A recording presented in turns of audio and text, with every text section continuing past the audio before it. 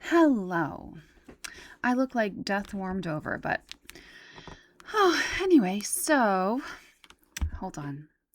I can always tell when Timmy has jumped up on the desk because my microphone has his fur all over it because he like walks by it and he leaves his fur. I got to park my gum. Um all right, so I had today off and I got lots of sleep and tried to replenish my protein stores. And now I'm having a cup of coffee because I have a lot to get done. I always tell you that. Oh, I have so much to get done. I am one of those people that's like perennially behind the eight ball. I'm just always rushing and trying to get stuff done, and it never all gets done. But anyway, sorry, I've got to take my hair down because it was just starting to. Anyway, I hope you all like realness because that's all we got here. All right, so tomorrow I go and donate more plasma. So I'm trying to, I probably should wait and do it on Friday to kind of bring my stores up a little bit. And I'm thinking about doing that. But the awful truth, I shouldn't say donate because they do give you like a little incentive. So I feel like it's not a real donation. But it is in conjunction with the Canadian Blood Services, so I don't know. Anyway, I get paid on Friday, and so I thought, I'll have a little extra because I do it tomorrow, and then I'll get the money Thursday, and then that'll be like a little extra for Thursday until I get paid on Friday. Such is life. Okay, so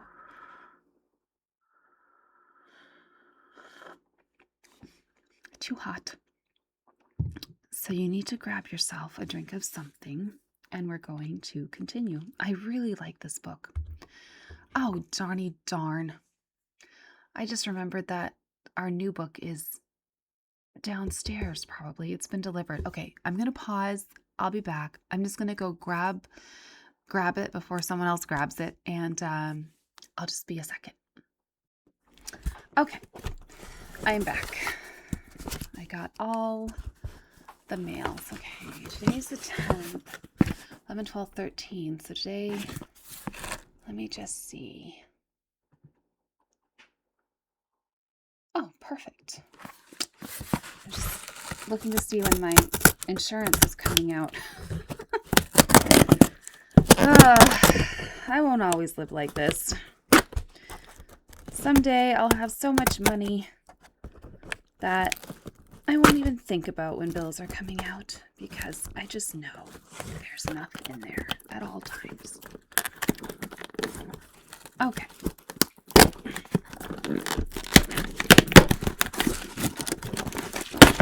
Here we go, folks. Oh my gosh, I'm so excited. Timothy, here's a box for you to chew. Look, it's beautiful. I love it. Oh my gosh. Look. Oh, I'm so excited. Oh my gosh. Oh, I can't believe it. I'm so looking forward to this. Oh, it has the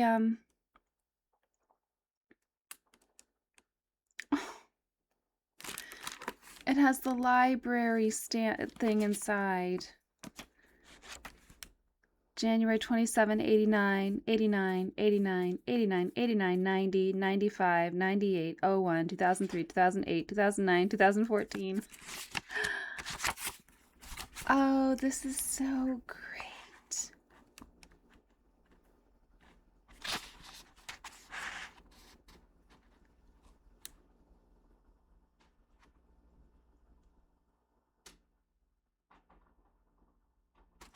This is going to be a good book. I just know it. All right. I won't spend too much time on it because we're going to read it. So, I just love it so much. All right. That was worth the $15 hairs I spent. All right. let's get back to, oh my God. I'm so sorry. The rug is, but my chair always catches on the rug and then I can't pull my chair in. It's a nightmare. Oh, Timothy's in the garbage. What a garbage rabbit he is. So my parents' dog, he's always in the garbage and my rabbit's always in the garbage. They have a garbage dog and I have a garbage rabbit. He's obsessed with the garbage. There could be literally nothing in there for him to eat, but as soon as he sees a black garbage bag, he gets all excited and he has to go dig a hole in it and see what's in there. Rotten. Okay. It's a little hot, but we're getting somewhere. All right. Okay.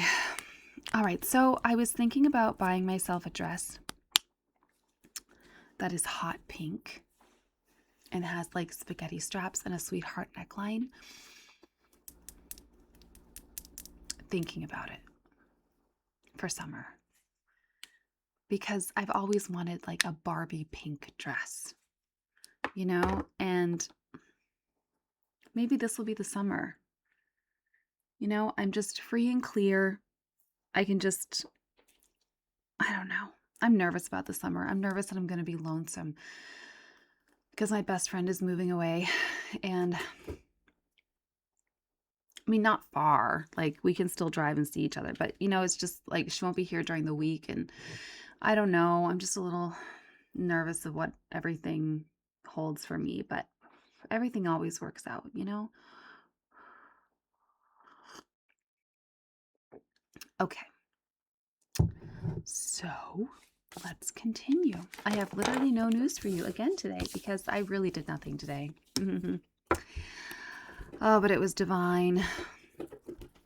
If you can hear Timothy, he came over to chew the Amazon box. All right, chapter 7 is entitled, Are They Coming to Get Us Next? It had been my day off when Muggsy called me to tell me Madam needed me back at work right away and that I should be ready in 10 minutes because he was on the way to get me. He hung up before I could protest. I had been puttering around my little apartment, tidying up and enjoying the luxury of belonging to no one but myself for a day. Was that too much to ask? I was working my twinge of annoyance into a full-fledged grudge when the doorbell buzzed and I peered at Muggsy's face through the peephole. Don't you have a television? He demanded the second I opened the door. No, as a matter of fact, I do not, I replied tartly before catching Muggsy's troubled look. What's going on? I asked.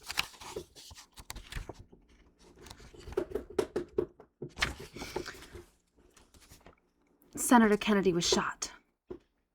How could he be shot? I thought dumbly, my mind unable to find traction on a thought so awful. It was the first week of June. We would all be back at the Cape soon, Bobby at the center of it all. Bobby was supposed to be laughing beneath a scrum of kids piling atop him on the lawn, or making everyone don Irish sweaters to go hear the Clancy brothers perform at the Melody Tent in Hyannis. He was supposed to be holding court at his annual clam bake for big political donors. Bobby Kennedy was supposed to follow in his brother's footsteps as president, not as a martyr. She said to tell you to pack a bag, Muggsy told me now. For the funeral, I understood. The only black dress I had was a plain cotton one, like a uniform really, but it would have to do. I put it in my old suitcase and followed Muggsy to the car. Outside 1040, the sidewalk was already teeming with curious bystanders and journalists jockeying for position. Muggsy expertly elbowed us both through the throng, ignoring the shouts of reporters, hoping to shove a microphone into the face of any family member or friend heading upstairs to pay respects. Oh, this is so awful.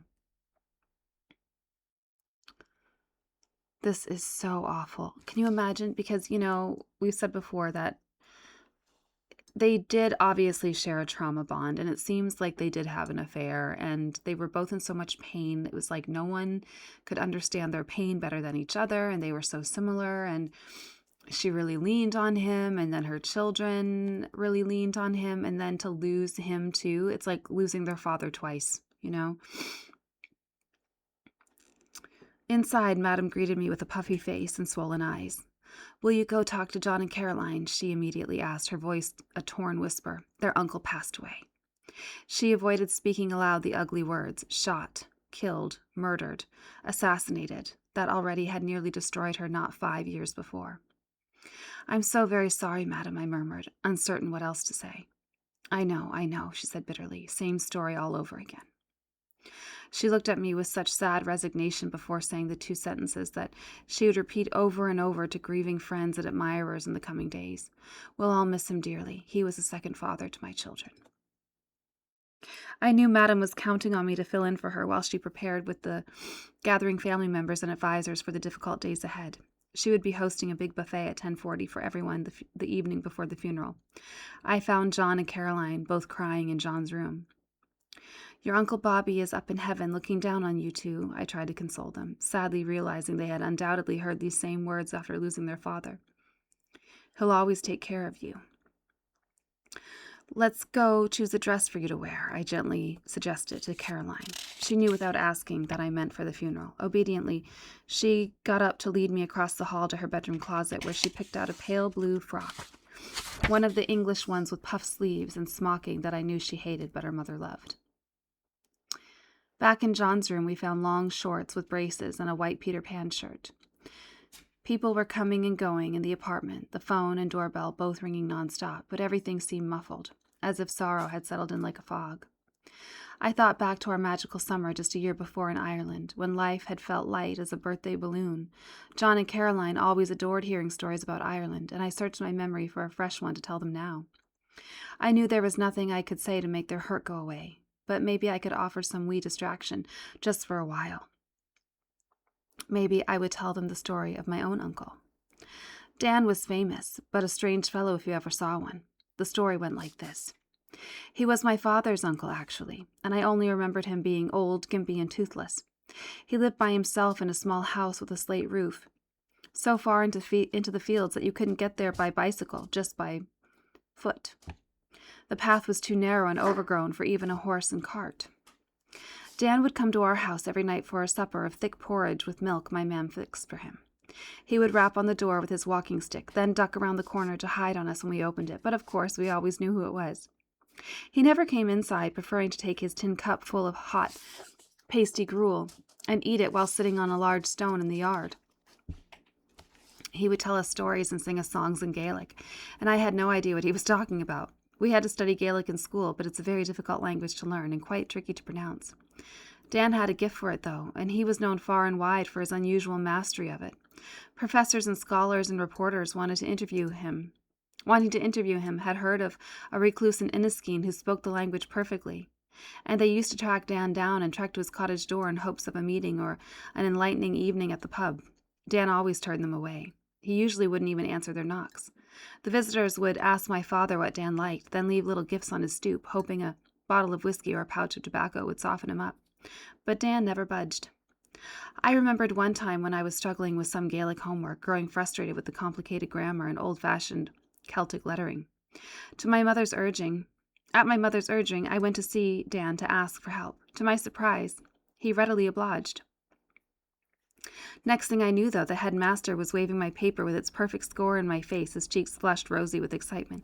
"Kathleen, where did you get this?" he demanded. "A book," I lied. "No, you didn't. You got off to see your uncle. I know it." I've tried to speak with him, but he wouldn't even see me. All these smart men assumed Dan considered them beneath his bother, unworthy keepers of our dying language. Or maybe he was just a mad hermit. I think the truth is he just avoided everyone out of embarrassment.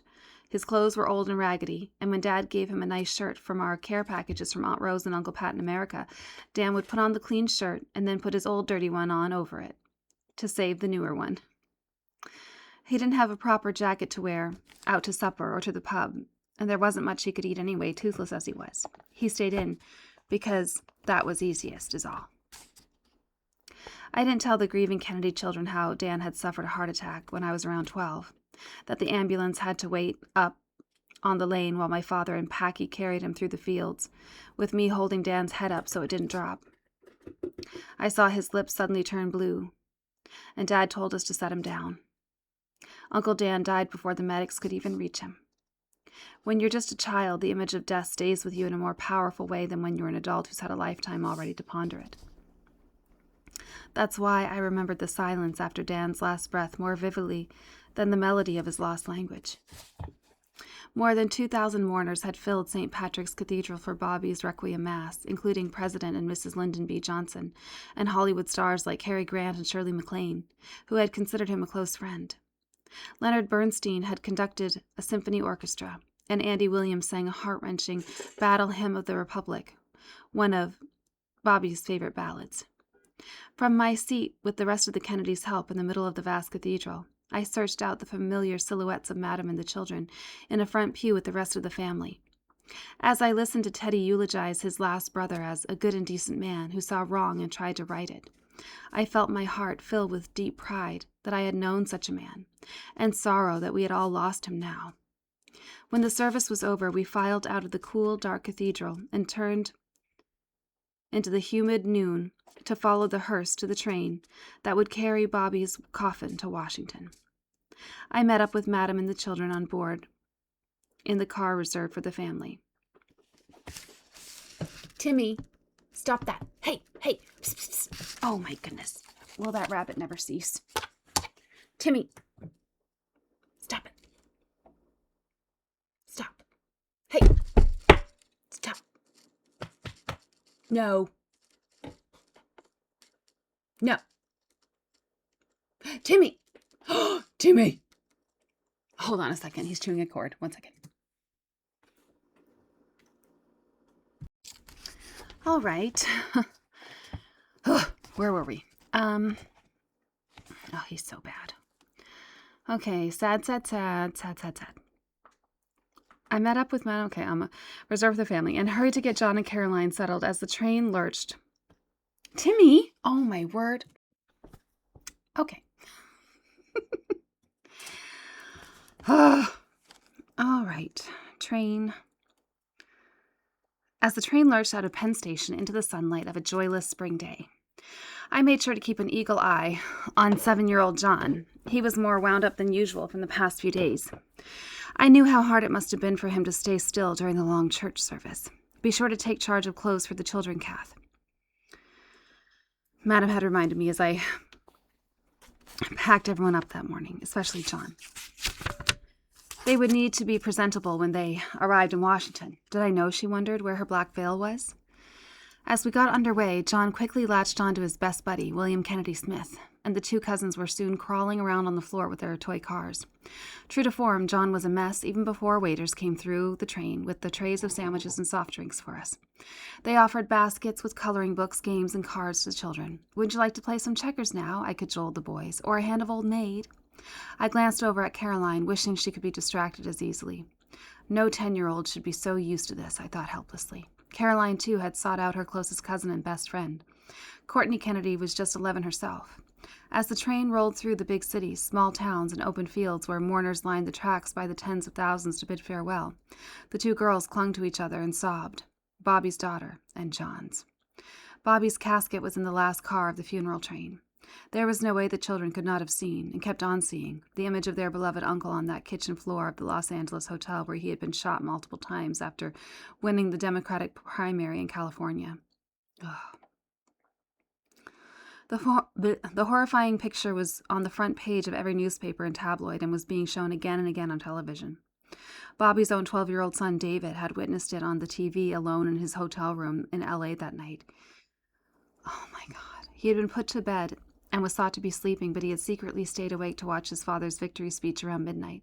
He saw Bobby flash the cheering crowd a peace sign before he left the podium, and he heard the loud gunshots and panicked screams before the news cameras panned to Bobby lying motionless on that kitchen floor as someone cried, "Senator Robert F. Kennedy has been shot." In the chaos and confusion that followed, it was hours before anyone thought to go and check on David. He looked like he was still in shock, sitting on the funeral train amid his brothers and cousins, but at the same time somewhere far away and by himself. As the train clacked slowly south, I prayed that Bobby's life, not his death, would create the image that would linger not only for his own children, but also for the nieces and nephews who loved him so. I wondered how Madame might get through this, what unbearable anguish her brave face must be masking. I caught a glimpse of her a few seats away, dabbing at tears, as her sister murmured words of comfort, and I couldn't help but wonder if she wasn't reliving those horrific moments in the back seat of that limousine in Dallas. Grandma Rose sat nearby too, eyes closed as her gnarled fingers moved bead by bead, prayer by prayer, through the rosary she held. There was a priest holding his rosary too, as he stopped to murmur words of comfort. Caroline and Courtney, joined by their cousins, Mariah and Sydney, wept together. Is it Mariah or Maria? I don't know. Probably Maria. While Bobby's boys seemed lost in their own hurt silence. The adults mostly got through the awful hours with practiced grace and anguished stone faces. Ethel was threading her way through the train's 20 cars with her oldest son, 15-year-old Joe, the two of them bravely determined to personally thank the 700-plus friends and dignitaries who had been invited to accompany the family to the graveside service at Arlington National Cemetery. Coretta Scott King was aboard, in widow's black, mere weeks since burying her own assassinated husband. Madam had attended Dr. King's funeral. They murdered that man for no reason, she had said as we packed, her gentle face and voice sharp with anger and distress. I had unpacked her bag from Atlanta only to pack it right back up again with nothing but black clothes. My mind drifted as the train chugged slowly down the tracks. It felt as if we were at the center of the world on that day, yet shielded from it at the same time. I'd had that same sense of distant remove within a Kennedy cocoon the time after massive power outage had doused every light in New York City. From the 15th floor of 1040, I'd had no clue of the true chaos below, with nearly 1 million people trapped underground in subway cars and National Guardsmen called out to stop looting in the streets. Madam had plenty of candles on reserve for dinner parties, and the apartment was soon softly aglow. The open flames made me nervous, and I kept checking to see where the children were, especially John. I didn't like the idea of a curious, active 5-year-old anywhere near a flame. At one point, I was in the kitchen. Oh, no, he did not. Oh, no, he didn't. Okay. I thought the rabbit chewed my laptop cord, but just hold on. I got to plug it in. Good grief. Will we ever get through this? All right.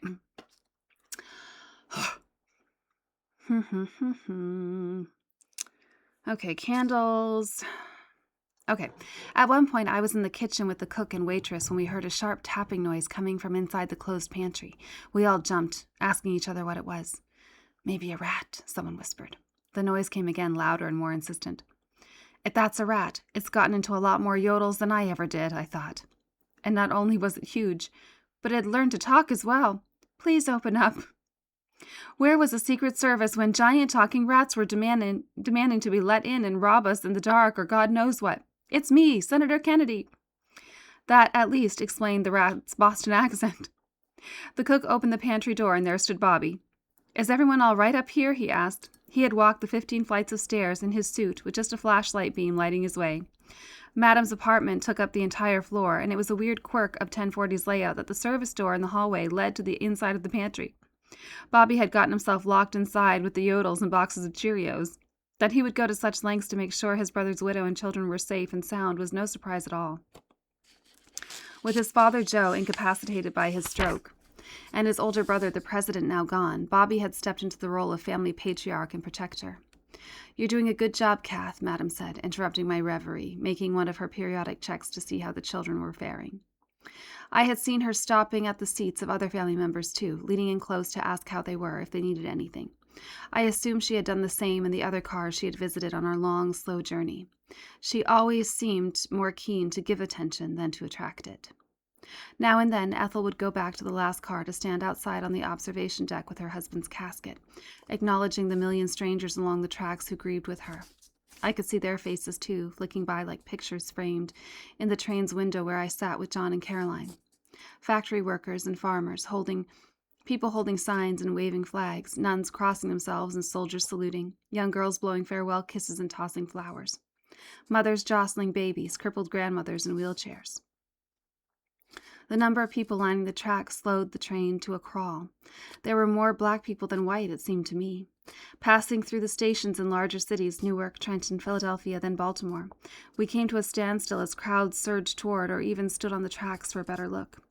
We didn't know it at the time, but as we pulled out of Elizabeth, New Jersey, people standing on the tracks for a last glimpse of Bobby's casket failed to hear another train rounding a curve from the opposite direction. 4 people were struck, 2 of them killed. Oh my, what just a bunch of horribleness, you know?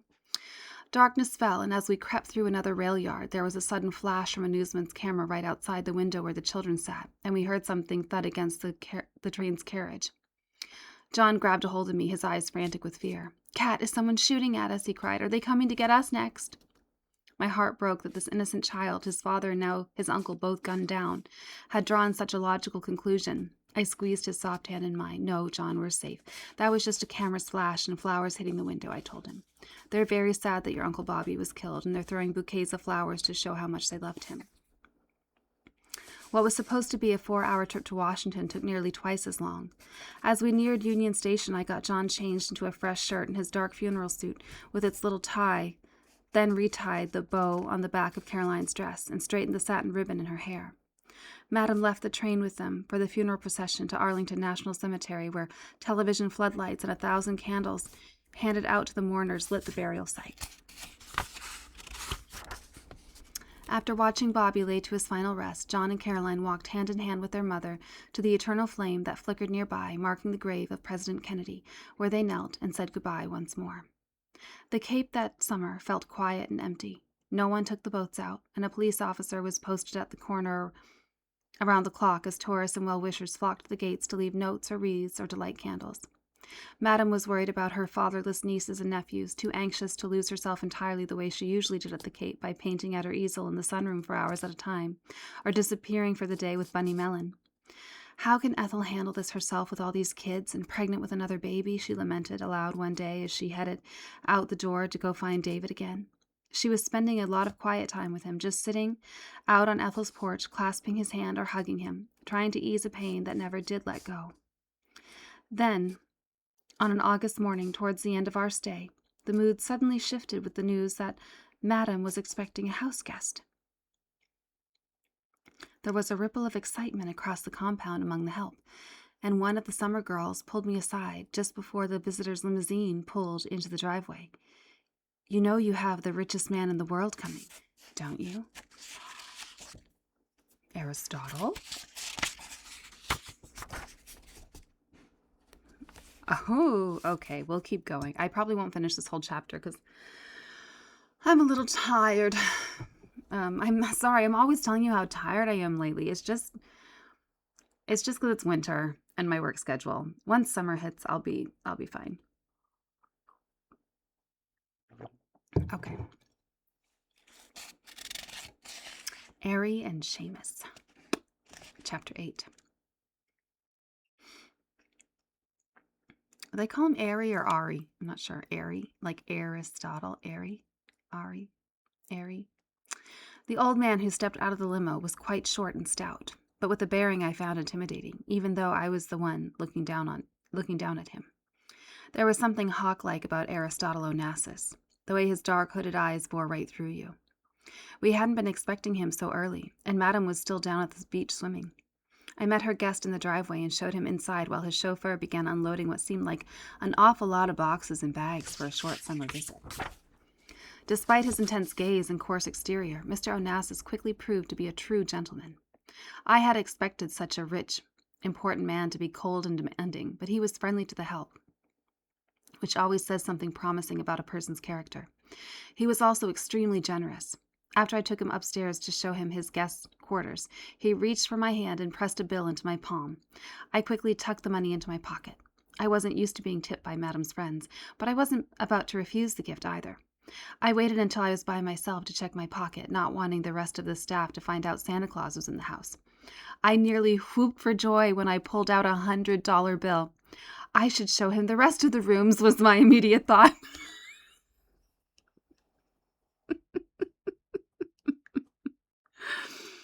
I went to the kitchen to fetch him a glass of iced tea. Some of Ethel's and Rose's girls had scurried over to catch a glimpse of the mysterious tycoon or pick up a bit of gossip. What's he like? Everyone wanted to know. I just shrugged. Letting them wonder what I knew was always more fun than actually telling them. I took the tea to the sun porch, where I had parked Mr. Onassis and invited him to relax until Madam returned. The kids were out, too, having their tennis lessons. Back in the kitchen, Mr. Onassis' driver was still hauling in the special provisions our guest had brought. Such a strange assortment it was. There were tubs of white cheese and cloudy water, and tins of black stuff that looked like frogs' eggs. There were 2 cartons of foreign cigarettes as well as big fat cigars that Mr. Onassis favored. There was nothing remarkable about the visit, and Madame treated him the same as she did any friends who came for a holiday. They relaxed in the living room with their after-dinner drinks, then retired to their separate rooms each evening. No whiff of romance in the air. He made an effort to draw in the children, though, asking them to come and sit with him for a spell. Caroline always took her time to size someone up before letting them in. She was like her mother that way, and the way to John's heart was to get down on the floor and play with him, not deliver a monologue. They were polite as always, but didn't seem terribly interested when I caught sight of them in the drawing room listening to Mr. Onassis talk. Bobby's death was still fresh, and the void it left in their lives was not a stranger's to fill, no matter how kind or sincere his intentions might have been. My ongoing struggle to have a life of my own, cleanly and fully separated from Madame's, took a promising turn when I went to an Irish dance at a club in Queens one Friday night. It was the Labor Day weekend, and the place was packed. I spotted a very tall man with thinning dark hair getting rebuffed by a mini-skirted girl. I wouldn't turn him away, I thought. He was a newcomer. I hadn't seen him at any of the dances before. I was decked out head to foot in full faux Jackie mode. A gray, skinny-ribbed turtleneck sweater over a long button-down suede skirt and tall lace-up leather boots. A medallion on a chain hung around my neck. When the rejected newcomer made his way to me and asked for a dance, I didn't hesitate. Sure. Seamus was younger than his receding hairline made him look. He was a few years younger than I was, in fact. He was a football star from Leitrim, up in the border region, same as Inniskeen. He'd come to the States on a loan to one of the teams in the Irish Soccer League here, and would be returning to Ireland the following spring. He seemed gentle and kind, not out to maul a girl the way the other lads were. Seamus was shy and awkward in a charming way. He reminded me of my youngest brother, Oni. I wanted to put weight on him, he was so skinny. We passed each other later when I was coming off the floor with another guy, and he was going on with another girl. Hi, I said, instantly worrying that I'd seemed too eager. The next night, I went with friends to another Irish dance, this time clear up in the Bronx, and there he was again. We danced and chatted, and at the end of the evening, Seamus offered me a ride home. How? I asked. Nobody at these working-class dances had a car, or even taxi fare for that matter. Maybe Seamus meant to give me a subway token? My brother and his friend, Seamus replied. I'm traveling with them. Where to? His brother asked when I climbed into the car. Seamus and I had talked about where we were from Ireland, but I hadn't breathed a word about what I did for a living in New York, or for whom. My ex-fiancé for a minute, Pat, had shown far too keen an interest in my Kennedy life, even chatting up Caroline for 20 minutes at a time if she happened to pick up the house phone when he called for me. I had often wondered whether it was really me he was attracted to, or the brush with fame that came as part of the package. I made a purposeful decision to keep my job a secret from Seamus. I liked him and wanted him to like me for myself. I also worried about Madame and how she would feel about me bringing someone new across that invisible border between her family and the outside world, no matter if it was just along the edges. The paparazzi and tabloids seemed to be more aggressive than ever, and Bobby's murder had pushed the usual demands for precautions and privacy to the brink of paranoia. Madame had even been quoted in the press saying something about it being time to flee the country if they were shooting Kennedys, because that made her children targets too. Squeezed in against Seamus in the back seat of his brother's car, something made me take a leap of faith. Do you know where 1040 Fifth Avenue is? I asked his brother. As we pulled up in front of the familiar green awning, Seamus wanted to know if we could see each other again. I was thrilled and gave him the phone number at the apartment Bridie and I shared, along with complicated instructions. You can only call on Thursday night, and you can't call before 8 o'clock, I said. The doorman opened the car door for me, and I jumped out and hurried into the lobby before Seamus could ask any questions. When my day off came round, Madame tied me up with one of her last-minute, "Do you have a second?" requests as I tried to head out the door, and I missed Seamus's call when he rang my apartment promptly at 8. Fortunately, my sister was there and picked up. I had told her all about the footballer from Leitrim, who had taken a fancy to me. There was an awkward silence, then some confused hemming and hawing on the other end. In my determination to remain vague and mysterious, I had neglected to give poor Seamus my name. "You're Seamus, aren't you?" Breed said helpfully. "Kathleen's not here, but she's on the way, so call back in half an hour." He did, and we agreed to meet at a cafe a few blocks away for a cup of coffee. We ended up staying for 2 hours. I took the lead in the conversation and asked all the questions. We began seeing each other regularly, or as regular as was possible between his football schedule and my now secret life with Madam and her unpredictable needs. I still didn't tell him a thing about how I earned my living, and he didn't pry, even when a day off got cut short and the Secret Service came to pick me up and ferry me back to 1040. The phone was ringing nonstop when I got there, and I could feel the tension of something unexpected happening, but no one knew what. Please don't let someone else be dying, I silently prayed. Madam buzzed me into her bedroom. Don't say a word to anyone, she said. Mr. Onassis and I are getting married this weekend in Greece. We're leaving for Athens tomorrow. This has to be kept secret, Kathleen. I was stunned, but quickly offered my congratulations. I would need to pack quickly, not only for Madam, but for the children as well, since I was doing double duty again as governess. She stopped me as I set off to get the tissue paper to start stuffing the sleeves and pant legs of whatever clothes she planned on taking. Could you please do me a favor and go talk to Caroline, Madam asked. I just told her the news, and she's very, very upset. She's in her room crying. I knocked gently on Caroline's door and went to sit on her bed, where she was curled up with her face in the pillow, her small shoulders heaving with her sobs. I couldn't begin to imagine how she felt. A framed picture of JFK was always on her nightstand. I knew that however great a hero he was considered as president, he would always be 10 times that hero to Caroline as a father. Don't worry about it, I said. It'll all work out good. He's a nice man. Hollow as the words must have sounded to a despairing 10-year-old, I meant every one. From what little I had seen of Aristotle Onassis, he seemed to genuinely want the children to like him. We're going to Greece, Caroline answered desperately. She usually enjoyed traveling, and I wasn't sure what she meant.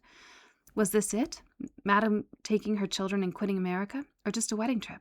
It wasn't my place to ask Caroline for more details, if she even had them, or to assure her that she would have the same friends, the same teachers, the same bedroom, the same life, because I honestly didn't know whether any of that would hold true. Everything seemed to be happening so suddenly, like a record playing too fast to make out the song. I know, was all I could say. Your mom told me to help you pack. Caroline, always the good girl who minded her mother, composed herself and got up to pack for whatever new life was awaiting her now. She told me I would need a couple of nice dresses, was all she said. We pulled out some shorts and bathing suits too, and I went to see about John, who was hanging close to his mother but didn't seem visibly upset by the prospect of getting a stepfather. It took some doing for John to dislike anyone, and Onassis had shown him only kindness. Did you get Caroline calmed down? Madam wanted to know. Yes, she's good, I assured her. Madam was on the phone all evening long. It would ring again the minute she hung up, and I would catch snippets of the same conversation with each new call. This weekend, yes, we'd love for you to come. Visitors kept coming and going too. Ted Kennedy, his sisters-in-law, Jean, Pat, and Eunice, her own sister, Lee, who was to be matron of honor. It was hard to tell by Madam's businesslike demeanor whether she was happy. Is this what she wants? I couldn't help but wonder. She and Mr. Onassis seemed like friends, not a couple. He was so much older than she was. She had just turned 39 to his 62, and they had nothing obvious in common. I had never seen him go jogging or horseback riding, and I couldn't picture him on water skis either. Yeah, but when he has that much money, you don't need to have anything in common, am I right? That's your future and your children's future secured. I totally understand. Did he love books and art as passionately as she did? The rest of the staff still had no clue what was going on. Is there a dinner tonight? May anxiously demanded as the doorbell kept ringing. Then she spied the suitcases. Where are you going? She asked. I batted her away like a frantic bee. That's for me to know and you to find out, I teased, looking forward to her dismay when she did. Madam had sworn me to secrecy. And I felt... How much longer is this chapter? And I felt proud that she had trusted me with something so big. Discretion was an everyday expectation in my job. I never offered up any details of life at 1040, no matter how curious the Central Park nannies got when they recognized John at the playground. Seamus still didn't even know where I worked, or for whom. Once I had the children set up and showered, I told them to go and see their mom. She was still on the phone, so they sat in the living room and waited until she came in to talk to them, closing the door behind her. Madam came to find me when they were done. It was late, and the kids had gone to bed. I wondered if they'd even gotten supper in all the chaos. Madam was ready to get her packing done. And then you'll need to pack for yourself, she added. We would be gone for 3 weeks. I was going to Greece? Except for Ireland, I had never traveled abroad with Madame. Pravi still served as personal assistant for international trips. I had momentarily forgotten that I was doubling as governess again, and was thrown for a real loop by her casual announcement that I would be going along. I had been banking on the windfall of free time for myself with the family's unexpected departure, and I was hoping to spend more time with Seamus. That he was more alluring than a Mediterranean holiday was a sure sign as any that I was falling for him fast, and falling hard. I made a weak stab at staying behind. "I don't have a coat," I blurted out, as if that would change everything. "We'll find you one," Madame answered brightly, heading for her closet. She pulled out a gorgeous beige cashmere number and pronounced it mine. I managed a hasty call to Seamus and told him simply that my employer needed me to go on a last-minute trip, and I would get in touch as soon as I got back. Hoo-hoo. All right, we're going to stop there because I'm tired. Alrighty, folks, thank you so much for being with me. And I just wanted to say that even though I talk about having a desperate love affair and throwing my purse on the floor to meet men, I hope you know I'm only teasing. I would never do such a thing. Unless it was in the middle of summer. Then I might, but not now. That's not a winter activity. Okay, and I know that so many comments have been left and I haven't gotten back to them, but I shall. And yes, do let me know what you think about ordering a bright pink dress. I think I should. I think I should just treat myself because, oh, goodness knows. Anyway, alrighty. Well, thank you so much for being with me. And I'm glad that we kept going because, we needed a little bit of lightheartedness after the sadness of that chapter. But it is getting interesting, and we will continue maybe later on tonight if I get a second wind. Also, where is Beverly? Beverly, where are you? Because you haven't been commenting the last few videos, and I get worried. All right. I will talk to you very soon.